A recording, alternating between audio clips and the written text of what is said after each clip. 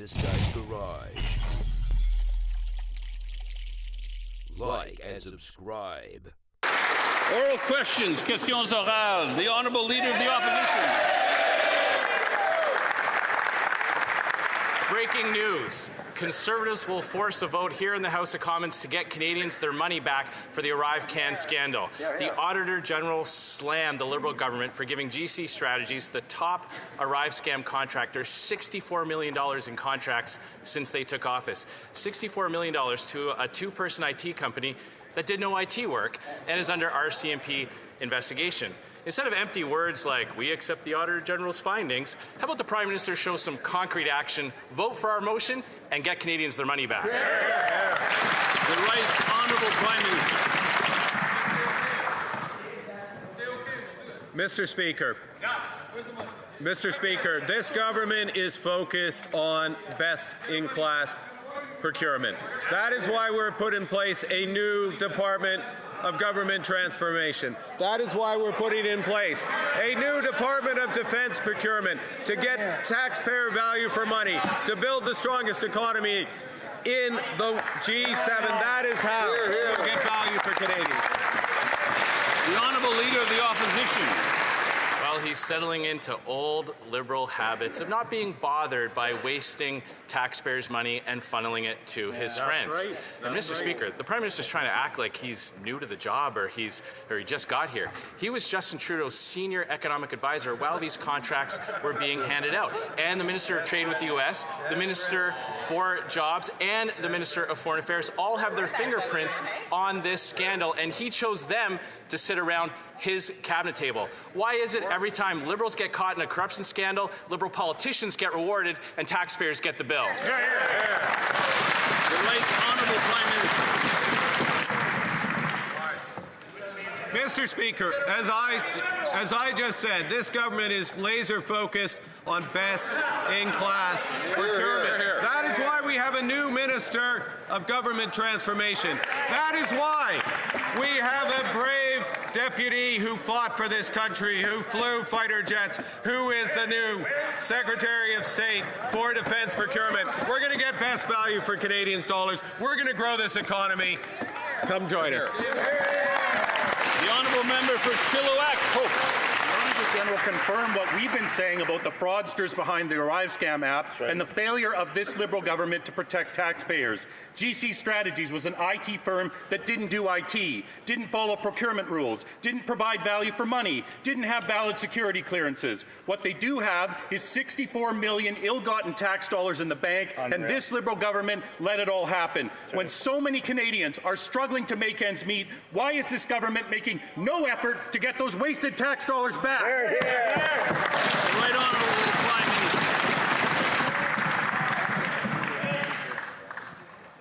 Minister. Mr. Speaker, I think it's important to follow details, including important details such as there was just an election.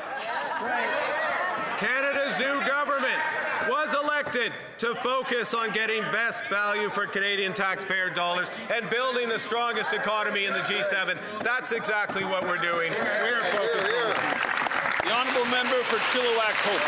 Speaker, they're not holding GC Strategies accountable. They're letting them keep the cash. The Auditor General confirmed that current Liberal ministers failed Canadians in this matter. They failed to protect tax dollars. They failed to check the qualifications of those doing the work. In half the contracts, they failed to even verify that work was done. Unbelievably, the Trudeau ministers responsible for Arrive Scam got promoted and have now been put in charge of critical Canada-US, foreign affairs and jobs files. Why did the Prime Minister reward these failed Trudeau Liberals instead of holding them accountable for their incompetence? The Right Honourable Prime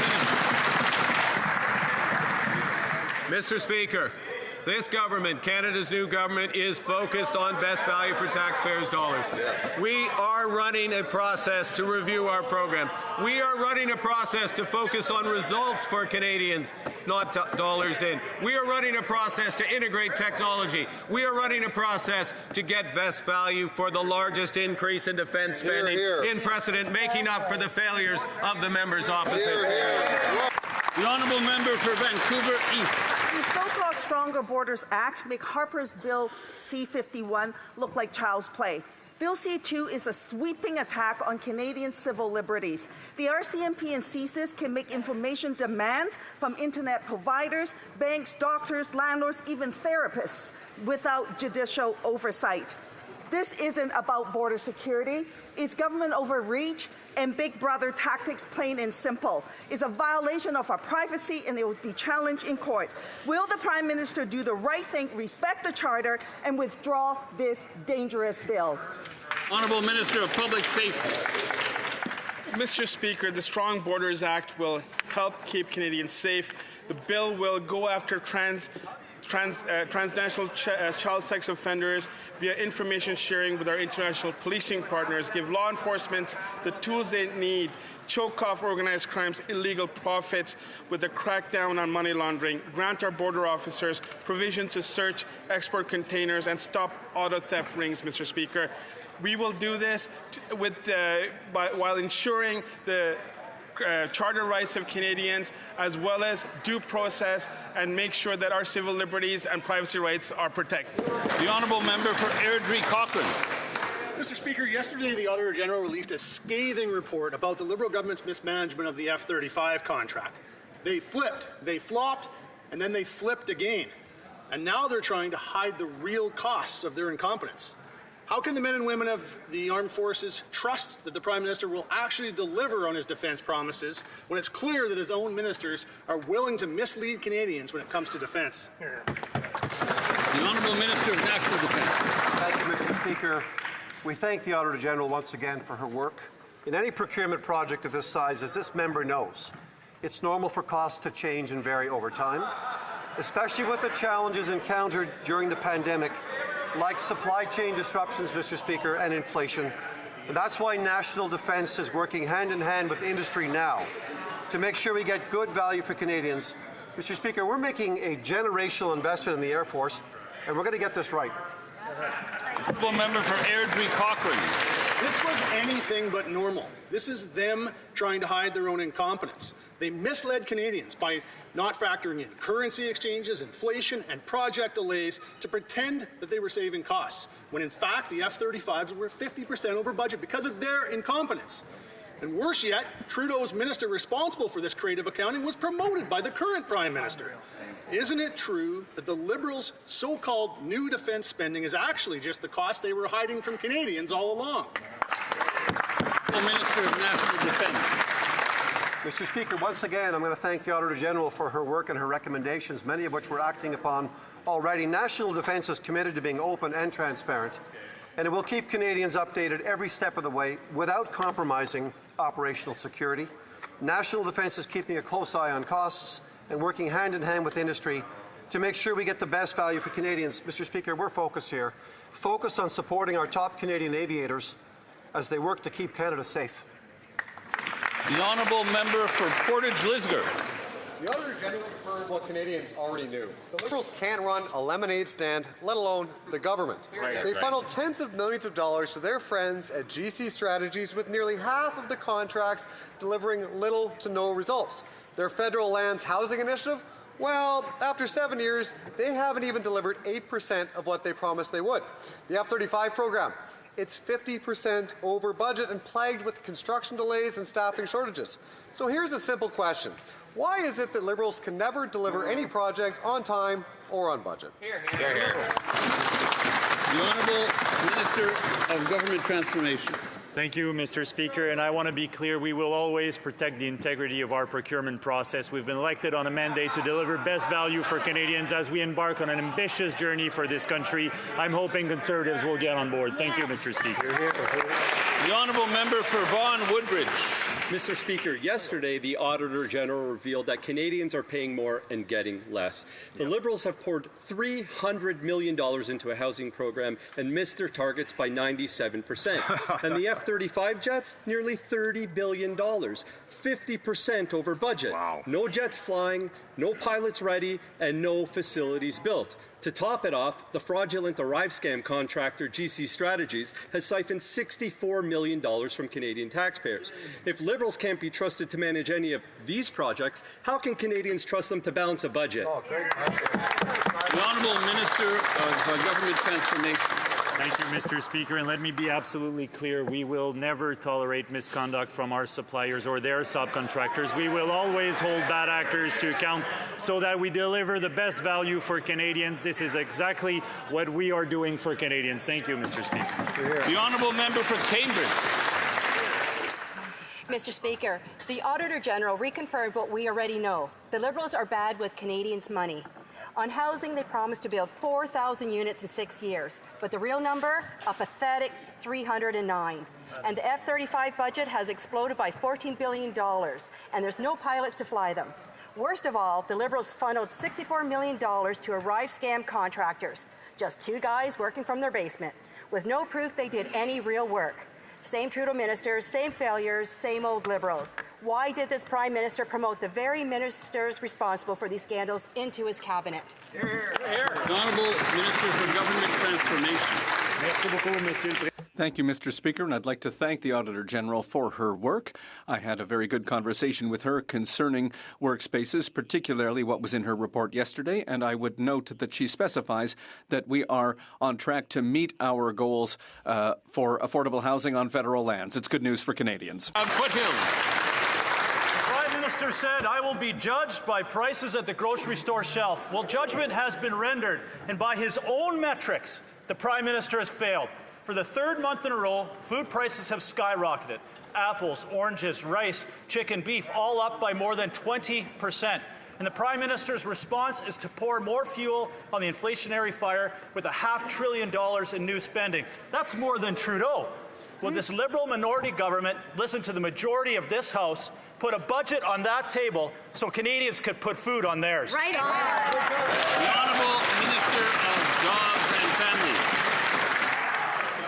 First of all, Mr. Speaker, I just want to say that over 22 million Canadians are receiving a tax credit as we speak, and I certainly hope that the Conservative member over there realizes this is exactly what Canadians called for in the election, targeted support that will help them in these times. I will also point out, Mr. Speaker, that the kind of spending they're talking about are the things that they've been advocating for years. They should be happy that we're investing in our armed forces. For example, Mr. Speaker, are they saying that Canadian armed forces don't deserve a raise?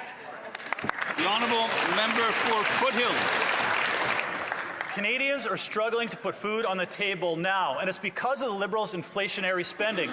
Now, we all knew that these were going to be the same old tax and spend Liberals, but we had no idea this Prime Minister was going to be worse. He promised Canadians he would cap increased spending at 2%. He has gone over 8%.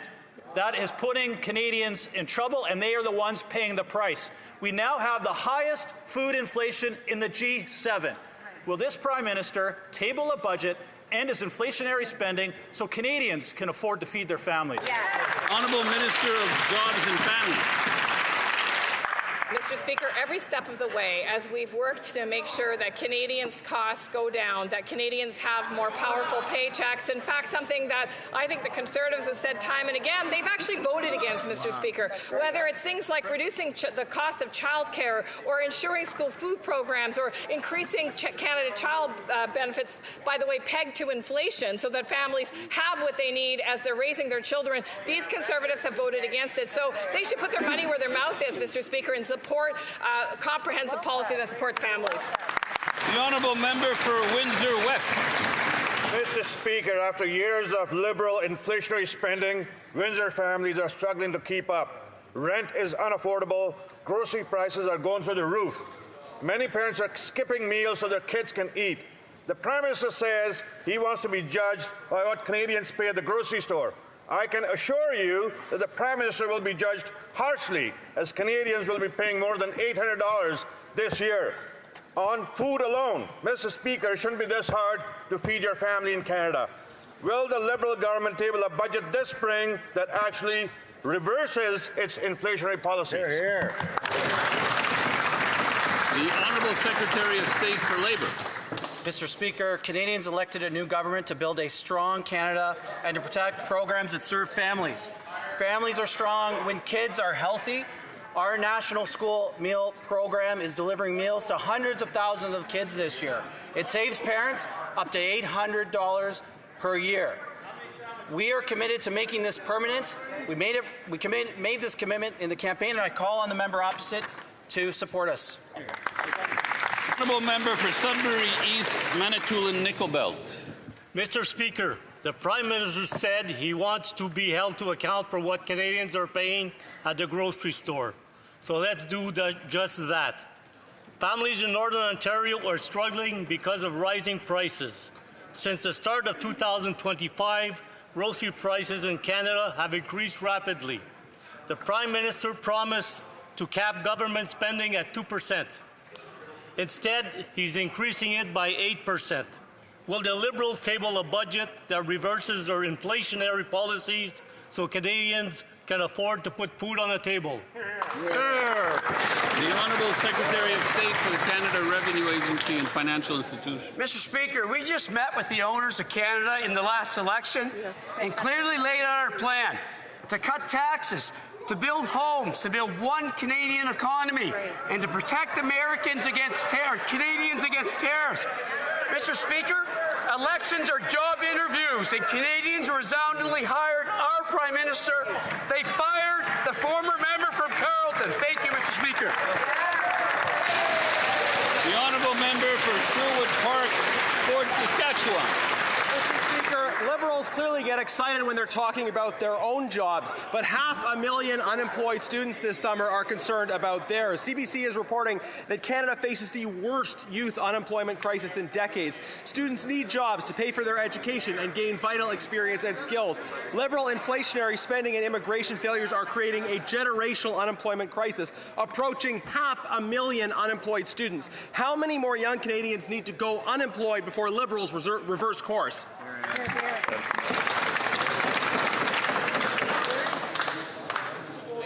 The Honourable Minister of Jobs and Families. Thank you, Mr. Speaker. Listen, I've got great news for youth this summer. Over 6,000 more jobs through Canada Summer Jobs this summer. That's great news for all of our constituents. Mr. Speaker, Canada Summer Jobs is an important program to help young people get the skills and the experience they need for the next steps in their career. That's over 76,000 jobs this summer, and we certainly look forward to hearing about the youth's experience all across our country. The Honourable Member for Sault Ste. Marie Algoma.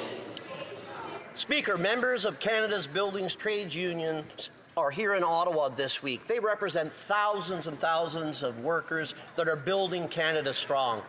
Can the Secretary of State for Labour please update this House what this government is doing to support this very, very important construction workers and unionized labour across this great country? Thank you. The Honourable Secretary of State for Labour. Mr. Speaker, I want to thank the honourable member for the Sioux for the question and join him in welcoming some of the most important unions and skilled trades to Ottawa today. These unions represent over 1 million good-paying jobs, and our One Canadian Economy plan will fast-track major projects so that we can build across this country brick by brick with good Canadian steel and aluminum. Mr. Speaker, it's time to build big, build bold, and build now. Canada's building trades will get it done, and this government will always have their backs. The Honourable Member for Cloverdale, Langley City.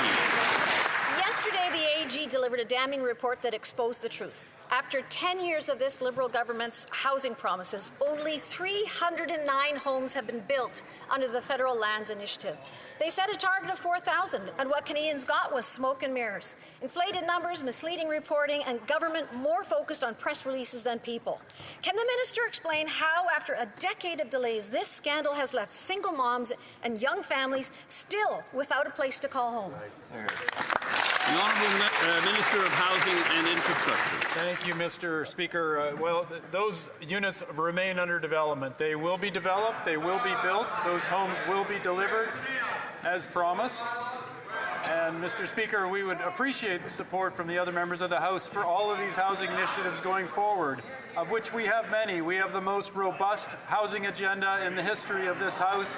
We expect robust support for that plan. We do, Gregor. Honourable Member for Cloverdale, Langley City. According to yesterday's AG report, this government built nearly 40% of its so-called affordable homes in the wrong places. You can't make this up. And here's the truly shocking thing. They didn't base affordable on income, not on what people actually earn. Instead, they used current market rent in the middle of a housing crisis. That means low-income families, seniors and newcomers can't even afford the homes that were supposed to help them. After 10 years of failure, will the minister admit that this plan has completely failed the people who need it most? The Honourable Minister of Housing and Infrastructure. Thank you, Mr. Speaker. Well, I'll caution the member opposite. There are no wrong places to build housing in Canada. Whoa, good point. We are focused on building housing across this country. We are focused on building affordable housing across this country. The reason there are new ministers here, like myself, is for our new plan to deliver affordable housing all across Canada and communities that need it. Excellent answer. The Honourable Member for Kenora-Kiiwetinoong. The Liberals promised to sell surplus government properties to build 4,000 housing units by 2028, but a scathing report from the Auditor General has showed that after 5 years they have only built 309 of those units, Mr. Speaker. Canadians are facing a housing crisis, and this government is sitting on 5.9 million square feet of space. So when will the Liberals finally fulfill their promise to Canadians and get more homes to the market? The Honourable Minister of Housing and Infrastructure. Thank you, Mr. Speaker. Well, we are going to deliver the homes that are put forward in that plan. We are also going to use lands across Canada to build more affordable housing. Our goal is to roll out more affordable housing than this country's ever seen before in these years ahead. And we expect the support of the members opposite. This is going to be a partnership across Canada on federal lands with our community partners. Thank you, Mr. Speaker. Excellent work. The Honourable Member for Kenora-Kiiwetinoong. Mr. Speaker, TD Bank has cast doubt on those Liberal goals, saying that housing starts are actually going to decline next year rather than increase as the minister would have us believe. But the Auditor General report also found that the Liberals are failing to meet targets, failing to collect relevant data, and failing to provide detailed, transparent reports. This is, on all accounts, a complete failure, Mr. Speaker. Even their own Liberal member from Ottawa Centre has said that the government is not doing enough on housing, yet all of the ministers that are responsible for this crisis are still in cabinet. Why? The Honourable Minister of Housing and Infrastructure. Thank you, Mr. Speaker.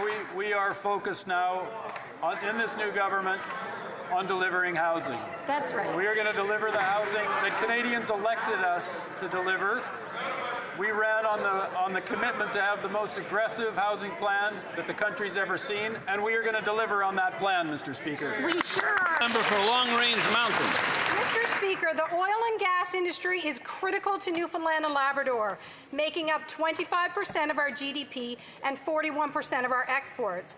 Our province has targets to double oil and gas production and create thousands of good-paying jobs. But energy companies have made it clear they won't invest while the Liberals' No New Pipelines Law, Bill C-69, the oil and gas production cap, and the punishing industrial carbon tax remain on the books. Does the Prime Minister not realize no one will build a pipeline under his anti-energy laws? Or is that the plan, to keep Canadian oil and gas in the ground? The Honourable Minister of Energy and Natural Resources. Mr. Speaker, as the honourable member knows, we presented the One Canadian Economy Bill to rapidly advance projects of national interest and build one Canadian economy, not 13. This bill will grow the economy and support our sovereignty to ensure we build the strongest economy in the G7. Canada's new government will work with provinces, territories, and Indigenous partners and get projects built so Canada will be an energy superpower. Well done. The Honourable Member for Edmonton Southeast. 10 years of Liberal anti-energy laws have stopped pipelines of getting built. Energy companies won't build unless those Liberal laws are gone. To build pipelines, the Liberals need to repeal the suite of anti-energy laws. C-69, no new pipeline law. C-48, the shipping ban, the job-killing oil and gas production cap, and the laws like industrial carbon tax. Is that the Prime Minister's plan to keep our oil and gas in the ground? The Honourable Minister of Energy and Natural Resources. Canada's new government will get projects built, create high-paying jobs, and bring prosperity to Canadians. That's why we presented the One Canadian Economy Bill, which will rapidly advance projects of national interest. If my Conservative colleagues want to get projects built, they should support the bill. The honourable member for Cowichan, Malahat, Langford. Mr. Speaker, BC Ferries just announced that they will purchase 4 new full-sized ferries from a Chinese state-owned company rather than from a proven Canadian shipbuilder such as Seaspan in North Vancouver. Yet the Liberals are set to hand over $30 million to BC Ferries, while BC Ferries hands over critical jobs, investment in industry to China. Will the Liberals attach a common-sense condition of buying Canadian-built ships to BC Ferries in order to receive their $30 million subsidy? Great question. The Honourable Minister of Transport and Internal Trade. Mr. Speaker, I want to thank the member opposite for that important question. I absolutely share his concern when it comes to government procurement at all levels. Now is a time when we need to support Canadian workers and Canadian industries, and we need to work closely with our allies and trade partners. That project, Mr. Speaker, was not a federal government project. Davenport. Mr. Speaker, defending Canadians is one of our government's top priorities. Given the increasingly volatile global landscape, it is vital that our Canadian Armed Forces are properly equipped to meet the challenges we ask them to face. It is urgent that we take immediate action to strengthen our armed forces and support those that are serving our country. Can the Secretary of State for Defence Procurement update us on the government's plans to meet our NATO commitments and ensure we're doing everything possible to protect our country? The Honourable Secretary of State for Defence Procurement. Mr. Speaker, since this is the first time on my feet in the 45th, I'd like to thank the good people of Kelowna, BC for placing their trust and confidence in me and electing me to this House for the second time.